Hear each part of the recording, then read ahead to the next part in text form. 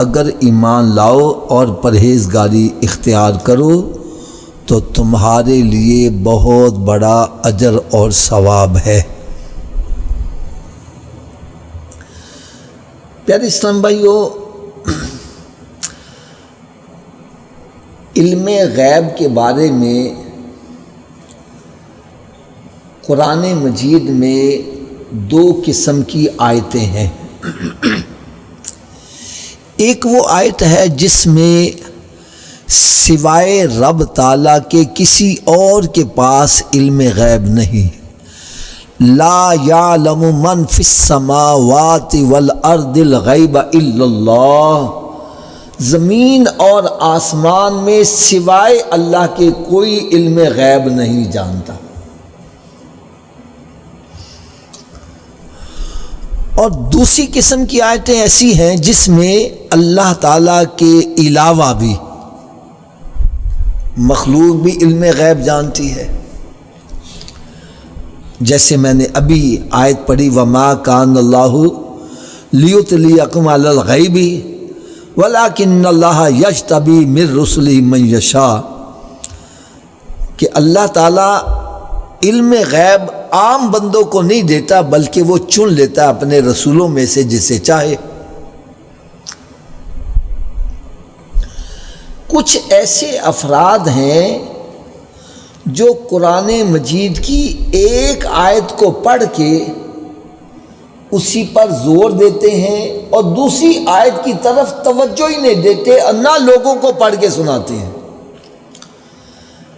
باقاعدہ بڑے بڑے بورڈ بنے ہوئے آپ کو نظر آئیں گے، انہوں نے لکھا ہوتا ہے کہ اللہ کے سوا کوئی علم غیب نہیں جانتا۔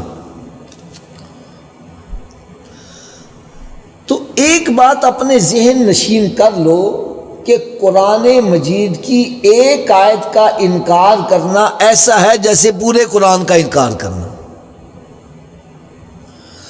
قرآن پاک کی ہر آیت پر ہر حرف پر ایمان رکھنا یہ ضروری ہے۔ ایک بندہ آیت کا انکار کر دے ایسا ہے جیسے پورے قرآن کا انکار۔ تو یہ مطلب نہیں ہے کہ جہاں علم غیب کی نفی ہے سوائے اللہ تعالیٰ کے، اسی کو سامنے رکھا جائے، دوسری آیتیں پڑھ کے سنائی نہ جائے، انہی کو بتلائے نہ جائے۔ اب میں ایک اور مثال بڑی آسان سی جو سمجھ میں آ جائے وہ بھی میں دے دوں۔ قرآن مجید فرقان حمید میں رب تعالیٰ نے ارشاد فرمایا فَلِلَّهِ الْعِزَّةُ جَمِيعًا، فَلِلَّهِ الْعِزَّةُ لِلَّهِ جَمِيعًا، کہ ساری عزت جو ہے وہ اللہ کے لیے ہی ہے۔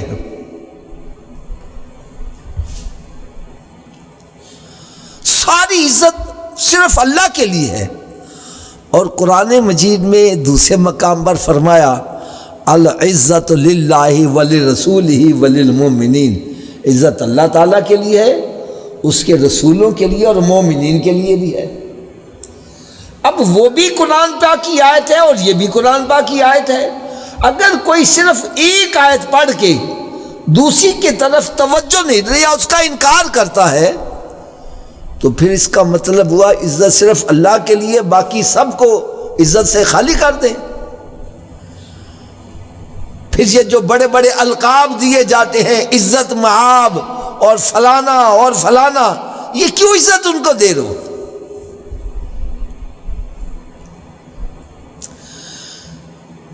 تو ایسا تبلیغ ہونی چاہیے، ایسا بیان ہونا چاہیے کہ قرآن پاک کی کسی آیت کا انکار نہ ہو۔ اس کا طریقہ کار کیا ہے کہ ذاتی طور پر عزت کا جو مالک ہے وہ صرف رب تعالیٰ کی ذات ہے۔ ذاتی طور پر بغیر کسی کی عطا کے اگر عزت کسی کی ہے تو وہ صرف اللہ تعالیٰ کی ذات کی ہے، اور باقی اللہ کی عطا سے اس کے رسولوں کی بھی عزت ہے، اللہ تعالیٰ مومنوں کو بھی عزت عطا کرتا ہے۔ اور پھر قرآن مجید میں رب تعالیٰ نے ارشاد فرمایا وَتُعِزُّ مَن تَشَاءُ وَتُذِلُّ مَن تَشَاءُ، جس کو چاہے عزت دے دے، جس کو چاہے ذلیل و خوار کر کے رکھ دے۔ تو جس کو رب عزت دے دے وہ اللہ کی عطا سے عزت والا بنا، تو جو اللہ تعالیٰ کی عطا سے عزت والا بنا ہے وہ ذاتی عزت والا نہیں ہے، لہٰذا ذاتی عزت صرف اللہ تعالیٰ کے لیے ہے، اور اللہ تعالیٰ کی عطا سے ہم بھی عزت والے بن سکتے ہیں، آپ بھی عزت والے بن سکتے ہیں، نیک بندے بھی عزت والے بن سکتے ہیں، جس کو وہ چاہے عزت عطا کر دے۔ تو دونوں کی عزت برابر نہیں ہو سکتی، شرک نہیں ہوگا۔ کیوں نہیں ہوگا؟ کہ اللہ تعالیٰ کی عزت ذاتی ہے، اور مخلوق کو جو عزت ہے رب کی عطا کرتا ہے، ذاتی اور عطائی دونوں برابر نہیں ہو سکتے۔ اگر میری بات ابھی بھی سمجھ نہیں آ رہی، میں اور آسان بات بتلا دوں۔ بعض بندے کہتا جی جو اللہ تعالیٰ کی صفت ہے مخلوق میں مانو گے تو شرک ہو جائے گا، تو پھر بھائی عزت تو اللہ کی ہے اور بندے کو بھی ہم عزت والا مانتے ہیں، تو پھر تو یہ بھی شرک ہو گیا۔ نہیں، شرک نہیں ہوگا۔ کیوں نہیں ہوگا؟ اللہ کی عزت جو ہے وہ ذاتی ہے، اور مخلوق میں جس کو عزت ملی وہ رب کی عطا سے ملی ہے۔ اللہ تعالیٰ کو عزت کسی کی عطا سے نہیں، اس کی ذاتی ہے۔ ایسی ذاتی عزت مخلوق میں کسی کے مانو گے تو پھر شرک ہوگا۔ اور الحمدللہ ثم الحمدللہ ہمارا تو یہ عقیدہ ہے کہ مخلوق میں سب سے افضل ذات میرے آقا حضرت محمد مصطفیٰ صلی اللہ علیہ وسلم کی ذات اقدس ہے۔ ان کے اندر بھی ذاتی طور پر ایک ذرے کے بھی مالک نہیں ہے، ان کو بھی جو کچھ ملا ہے رب کی عطا سے ہی ملا ہے۔ ان کے پاس اختیارات ہیں، ان کے پاس علم غیب ہے، ان کے پاس جو بھی کچھ ہے سب عطا کرتا ہے رب تعالیٰ کا ہے، ذاتی کچھ بھی نہیں ہے بس۔ اور رب تعالیٰ کے پاس جو بھی کچھ ہے اس کا ذاتی ہے، ذاتی اور عطائی برابر نہیں ہو سکتا۔ تو ہم مخلوق میں جو کمالات مانتے ہیں وہ اللہ تعالیٰ کی عطا سے مانتے ہیں، ذاتی نہیں مانتے بس۔ اگر پھر بھی تسلی نہیں ہو رہی میں اور آسان مثالیں دے دوں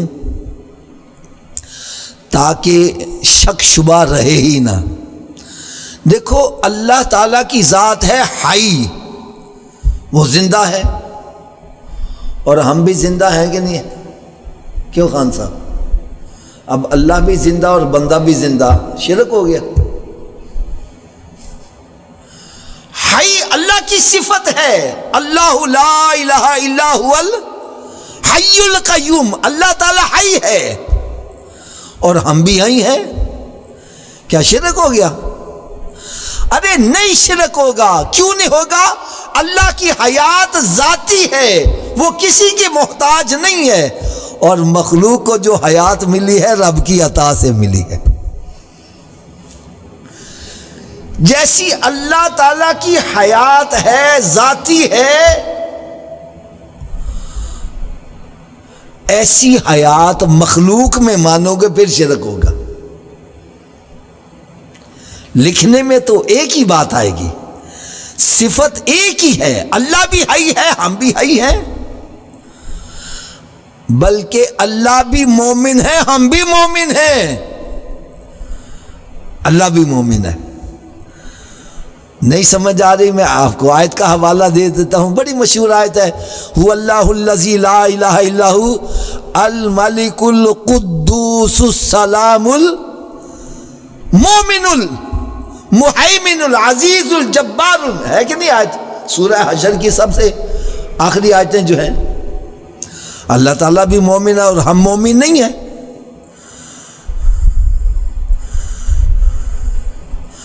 پھر اللہ تعالیٰ کی ذات سمیع اور بصیر ہے، انہ هو السمیع البصیر،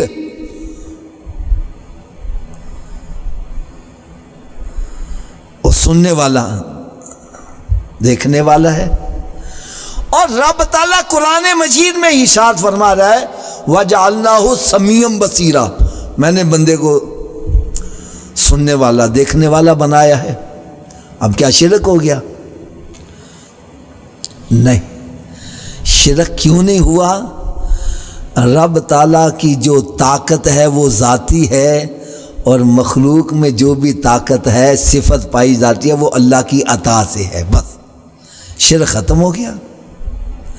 ہاں، جیسی صفت رب تعالیٰ کی ہے ذاتی، ازلی اور ابدی، ایسی ذاتی، ازلی اور ابدی صفت مخلوق میں مانو گے بھی شرک ہوگا۔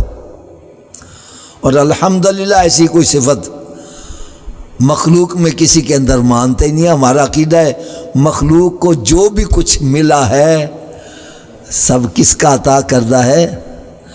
رب تعالیٰ کا عطا کرتا ہے۔ تو رب تعالیٰ کی عطا سے مخلوق میں اگر کوئی کمال پایا جاتا ہے اور ہم اس کا کمال مانتے ہیں تو یہ شرک نہیں ہوگا، اس لیے کہ ہم رب کی عطا سے مانگتے ہیں۔ علم غیب یہ بھی ایک صفت ہے، اس میں جہاں پر نفی آئی ہے کہ سوائے رب تعالیٰ کے کوئی بھی علم غیب نہیں جانتا، اس سے مراد ہے ذاتی علم غیب، کسی کی عطا کے بغیر ذاتی طور پر اگر پوری کائنات میں کوئی علم غیب جانتا ہے تو وہ کون ہے؟ اللہ کی ذات ہے۔ کون ہے؟ اونچی بولو ذرا۔ اور اللہ کی عطا سے اللہ کے نبی بھی جانتے ہیں، اور جس کو رب تعالیٰ چاہے وہ بھی عطا کر دیتا ہے۔ ایسا عقیدہ رکھنے سے قرآن کی ساری آیتوں پر ایمان آ جائے گا۔ اگر ون سائیڈی ٹریفک چلاؤ گے تو دوسری آیتوں کی نفی ہو جائے گی۔ قرآن مجید میں رب تعالیٰ نے ارشاد فرمایا عالم الغیب فلا یظہر علی غیبہ احدا الا من ارتضی من رسلہ من یشاء۔ عالم الغیب اللہ کی ذات ہے، وہ اپنے غیب پر ہر ایک کو مطلع نہیں فرماتا، لیکن وہ چن لیتا ہے اپنے نبیوں کو، جس کو چاہے عطا کر دے۔ تو اس لیے ایسا عقیدہ رکھنا چاہیے کہ قرآن پاک کی کسی آیت کی نفی نہ ہو۔ قرآن پاک کی ایک آیت کا انکار کرنا ایسا ہے جیسے پورے قرآن کا انکار۔ تو جہاں پر نفی آئی ہے سوائے رب تعالیٰ کے زمین اور آسمان میں کوئی غیب نہیں جانتا، اس سے مراد ہے ذاتی طور پر اگر کوئی علم غیب جاننے والا ہے تو وہ صرف اللہ کی ذات ہے، مخلوق میں کوئی بھی علم غیب ذاتی طور پر نہیں جانتا۔ ٹھیک ہو گیا؟ اور جہاں ہے کہ رب تعالیٰ نے ارشاد فرمایا وَمَا كَانَ اللَّهُ لِيُطْلِعَكُمْ عَلَى الْغَيْبِ وَلَكِنَّ اللَّهَ يَجْتَبِي مِن رُّسُلِهِ مَن يَشَاءُ، کہ اللہ تعالیٰ کی یہ شان نہیں ہے کہ ہر ایک کو، عام بندوں کو علم غیب عطا کر دے، نہیں، وہ چن لیتا ہے اپنے نبیوں کو اور جس کو چاہے عطا فرما دے۔ تو آئیے آج میں علم غیب کے بارے میں اس لیے کہہ رہا ہوں، آج کل نا لوگوں کو نا بڑا میرا مطلب گمراہ کرنے کی کوشش کرتے ہیں، ذرا سی بات پر اور شرک ہو گیا، اور شرک ہو گیا، اللہ تعالیٰ شرک معاف نہیں کرے گا، اس کے علاوہ جو سا گناہ چاہے وہ معاف کر دے گا۔ تو اللہ تعالیٰ تو علم غیب جاننا تم مخلوق میں مانتے ہو، تم کہتے ہو نبی بھی اور ولی بھی جانتے ہیں، تو یہ تو شرک ہو گیا۔ اللہ غیب جانتا ہے، تم بھی جانتے ہو، اور نبی بھی جانتا ہے، تو پھر تو شرک ہو گیا۔ اب جس کے پاس علم نہیں وہ بیچارہ ڈاماڈول ہو جاتا ہے۔ ایک میں آپ کو اور بڑی آسان سی مثال دے دوں تاکہ میرا مطلب ہے کہ نا ذہن سے خدشات دور ہو جائیں۔ ایک بندہ ہمارے یہاں پر کالونی میں ایک مکان خرید لیتا ہے۔ کیوں چودھری صاحب کیا کرتا ہے؟ اچھا، جب وہ مکان خرید لے گا تو وہ اس مکان کا کیا بن جائے گا؟ اونچی بولو، کیا بن جائے گا؟ تو کیا اللہ مالک نہ رہا؟ کیوں حضرت صاحب؟ تو اللہ بھی مالک ہے تو بندہ بھی مالک، شرک ہو گیا۔ کیوں خان صاحب؟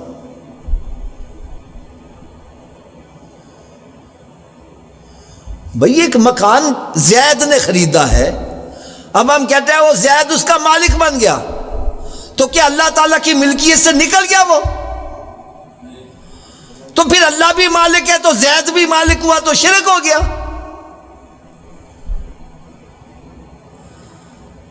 بولو تو صحیح یار۔ اب مالک ہونا صفت ہے، اللہ کی صفت ہے، اب بندہ بھی مالک بن گیا تو کیا شرک ہو گیا؟ ارے نہیں، شرک نہیں ہوگا، اس لیے کہ اللہ مالک ہے، مالک حقیقی ہے، اور ہم جو مالک بنے اللہ کی عطا سے مالک بنے ہیں۔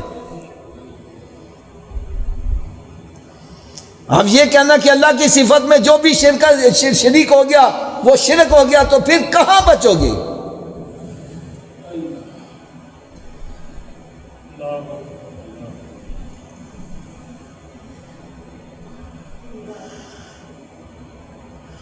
اللہ تعالیٰ مالک حقیقی ہے، ایسا مالک حقیقی مخلوق میں کسی کو مانو گے پھر شرک ہوگا، اور اگر اللہ کی عطا سے مالک مان رہے ہو تو پھر شرک نہیں ہوگا۔ ایک بندہ ایسا کٹڑ قسم کا جو اپنے عقیدے سے ذرا بھی ہٹنے کے لیے تیار نہیں، نا نا نا نا نا نا، ایسا کر لیا تو شرک ہو جائے گا۔ اور میں نے اس سے کہا، میں نے کہا بھائی میری بات سن، یہ مکان کس کا ہے؟ بھائی اللہ کا ہے۔ میں کہ موٹر سائیکل کس کی ہے؟ اللہ کی ہے۔ بھائی یہ سائیکل کس کی ہے؟ وہ جی اللہ کی ہے۔ میں کہا یہ بیٹا کس کا ہے؟ یہ بیوی کس کی ہے؟ اب چپ ہو گیا۔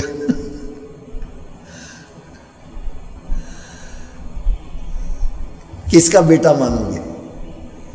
اللہ کا بیٹا مانو گے؟ بیوی اللہ کی مانو گے؟ تو یہ کہو گے میری بیوی ہے، یہ میرا بیٹا ہے، اب بیوی پر تیرا نام آ گیا تو بیوی حرام ہو گئی، بیٹے پر تیرا نام آ گیا تو حرام ہو گیا۔ جی غیر اللہ کے نام کی ہر چیز حرام ہے، تو پھر بیوی بھی تیرے اوپر حرام اور اولاد بھی حرام ہو گئی تیری۔ ایسی تفسیر نہ کرو کہ لوگوں کو میرا مطلب خام خواہی مشرک بنا رہے ہو۔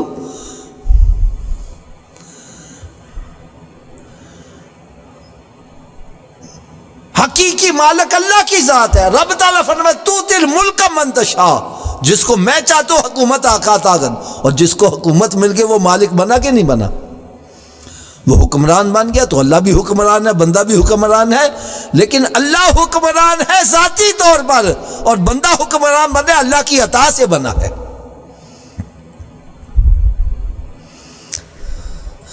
تو لہٰذا ایسے تفسیریں نہ کرو جس سے خام خواہ لوگوں کو مشرک بنایا جا رہا ہے۔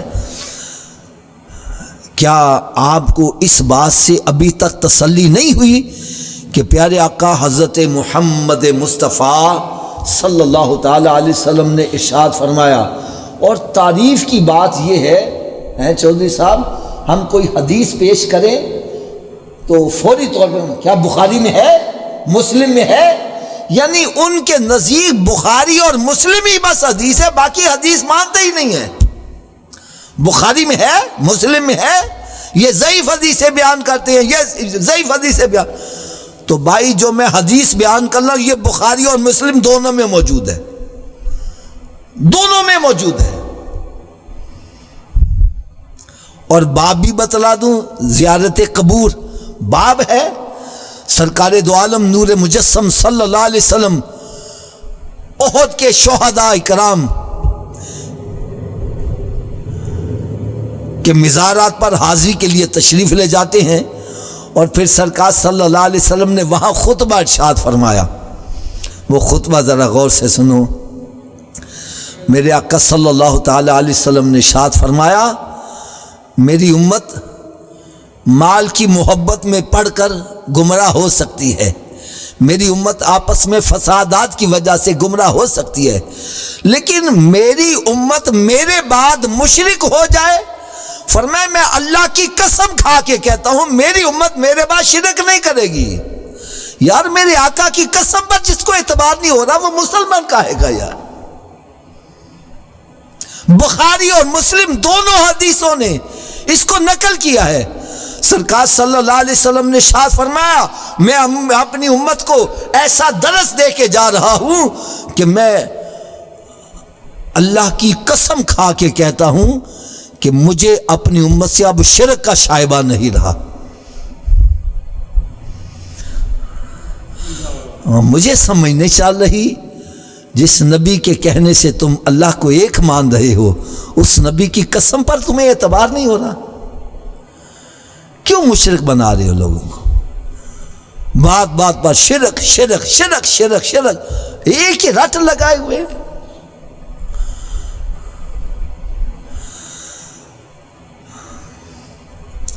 جس شے پر غیر اللہ کا نام آ جائے بس وہ جو حرام ہو گئی.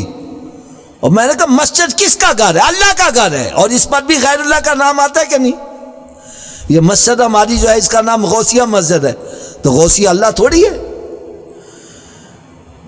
لاہور میں مائی لاڈو کی مسجد ہے کہ نہیں ہے یار؟ چلو لاہور والوں کو تم چھوڑو, سعودی عرب والوں کو لے لو, مسجد عائشہ ہے کہ نہیں ہے یار؟ بولو تو صحیح. کیوں جی حاجی صاحب؟ مسجد جورانہ ہے کہ نہیں ہے؟ مسجد نبوی شریف ہے کہ نہیں ہے؟ مسجد بلال, مسجد ابو بکر صدیق, مسجد عمر فاروق ہے کہ نہیں ہے یار؟ کیا معاذ اللہ یہ سب حرام ہو گئے؟ کیا باتیں کرتے ہیں یار. مسجد جمعہ موجود ہے, مسجد قبلتین موجود ہے. اب قبلتین اللہ تو نہیں ہے یار,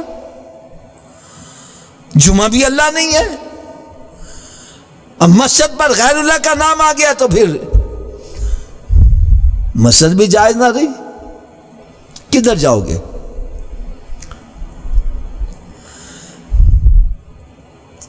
تو خدا را ایسا کام نہ کرو جس سے مسلمانوں کو دھڑا دھڑ مشرک بناتے چلے جا رہے ہیں. ایسا بات نہ کرو. میرے آقا صلی اللہ علیہ وسلم نے ارشاد فرمایا میں اپنی امت کو جو درس دے کے جا رہا ہوں مجھے اپنی امت سے اب شرک کا شائبہ نہیں رہا. تو میرے آقا صلی اللہ علیہ وسلم مطمئن ہے. اب ایک بندہ کہتا ہے میری اولاد حلال کی ہے, کوئی اس کو اٹھ کر حرام کی کہہ دے تو اس کے دل پر کیا بیتے گیا؟ تو سرکار صلی اللہ علیہ وسلم فرما رہے میری امت شرک نہیں کرے گی. اب کوئی اٹھ کے اس کو مشرک بنا دے تو سرکار کے قلب حضرت پر کیا گزرے گی؟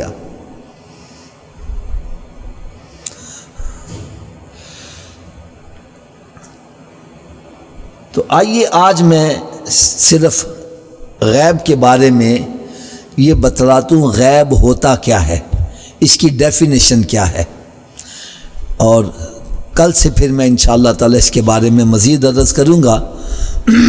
آج صرف غیب کی تعریف سن لو کیا ہے. انسان کو اللہ تعالیٰ نے 5 ذرائع دیے ہیں جن سے بندے کو علم حاصل ہوتا ہے. کتنے؟ 5 ذرائع. ان کو بولتے ہیں حواس خمسہ. کیا بولتے ہیں؟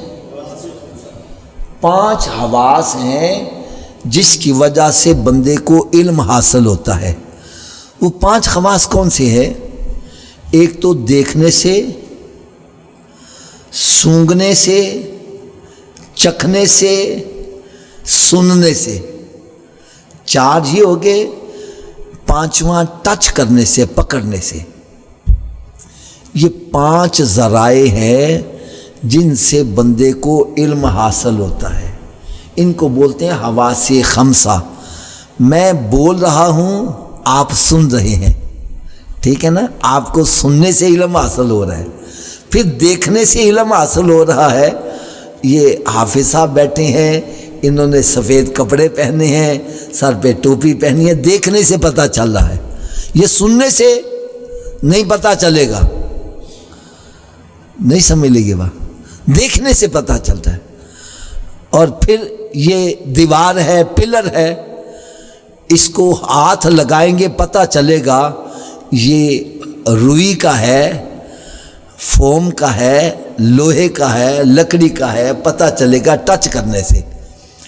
چکھنے سے پتہ چلتا ہے یہ پھیکی ہے, میٹھی ہے, کڑی ہوئی ہے, ترش ہے. ہاتھ نہیں بتلائے گا, یہ چیز زبان بتلائے گی. یہ چیز خوشبودار ہے یا بدبودار ہے, یہ کون بتلائے گا؟ یہ ناک. یہ 5 ذرائع ہیں جس سے بندے کو علم حاصل ہوتا ہے. ان کو بولتے ہیں حواس خمسہ. بابا جی کیا بولتے ہیں؟ کیا بولتے ہیں؟ حواس خمسہ 5 ذرائع ہیں جس سے بندے کو علم حاصل ہوتا ہے. اب حواس خمسہ جس کا ادراک نہ کریں اور شے موجود ہو اس کو غیب کہتے ہیں. 5 ذرائع ناکام ہو جائیں اور شے موجود ہو, اس کو غیب بولیں گے. کیا بولیں گے؟ 5 ذرائع. مثلا ہمارے یہاں کرامن کاتبین ہیں. قرآن کہتے ہیں کرامن کاتبین یعلمون ما تفعلون, جو ہم کرتے ہیں وہ سب لکھتے جا رہے ہیں. اب کرامن کاتبین کو دیکھ سکتے ہو, پکڑ سکتے ہو, اس کی آواز سن سکتے ہو, سون کے بتلا سکتے ہو, چکھ کے بتلا سکتے ہو. 5 ذرائع جواب دے جائے اور فرشتے موجود ہیں, اس کو غیب کہا جائے گا. تو غیب کی ڈیفینیشن یہ ہے حواس خمسہ جس کا ادراک نہ کریں اور شے موجود ہو.